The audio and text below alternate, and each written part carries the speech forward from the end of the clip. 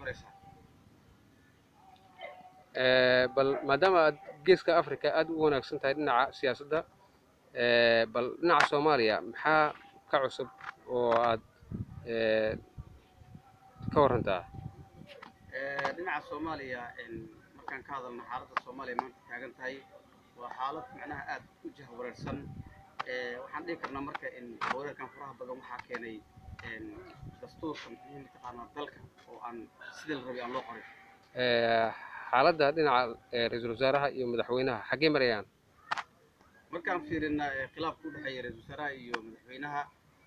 dhinaca dastuurka markaan fiirino waxaa qaldan ra'iisul wasaaraha qaldan sababtoo ah ra'iisul wasaaraha waxaa loo igmaday inuu ka shaqeeyo dardargelinta doorashooyinka ayaa loo igmaday iyo amniga doorashooyinka laakiin in uu gala macnaha mataqaanaa dee taliyaasha ciidamada xilka qaadistooda ama xilligan hadda la taagan yahay oo ah xilli kala guurka ah in uu ra'iisul wasaaraha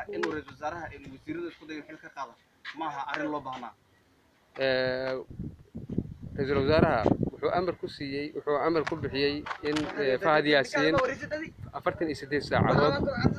arrimihii ikraan tahliil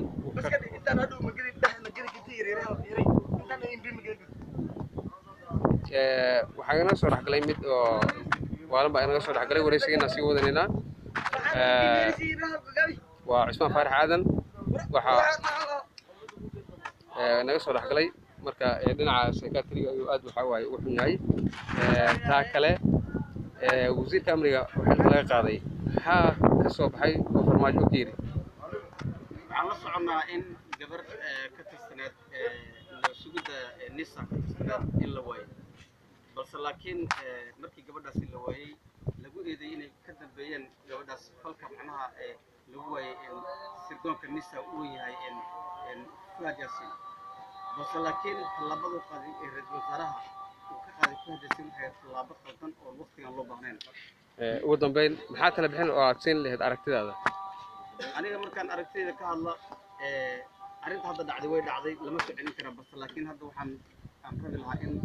wasaaraha iyo madaxweynaha ay wada heshiiyaan oo heshiiskaasna uu noqdo mid in laga wada shaqeeyo sidii doorashada ay u dhici lahayd kaasi wuxuu ahaa Aadan Axmed Xuseen oo ku magac dheer Mr. Biro oo inta badan ka hadla arrimaha geeska Afrika aad baad u mahadsantahay Aadan